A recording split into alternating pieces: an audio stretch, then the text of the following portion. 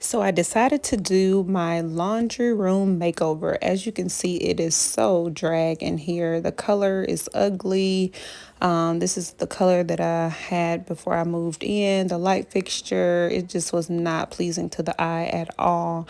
So I did buy me a new washer and dryer, and you can see all the little cords and stuff behind there. But I love the high risers that I purchased.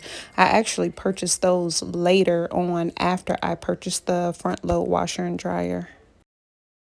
And voila, here it is afterwards. As you can see, I changed the color of the walls. I actually added some wallpaper that I got from Target.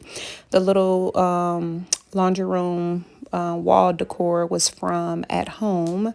And that cute little light fixture is from Amazon. But my favorite is this on the wall. Oh my gosh, I absolutely love the drying rack. So, and there's a little space there next to the washer for it. And the rug, I got that from Amazon as well. It is a 72 by 24, which is perfect because it fits in front of the washer and dryer.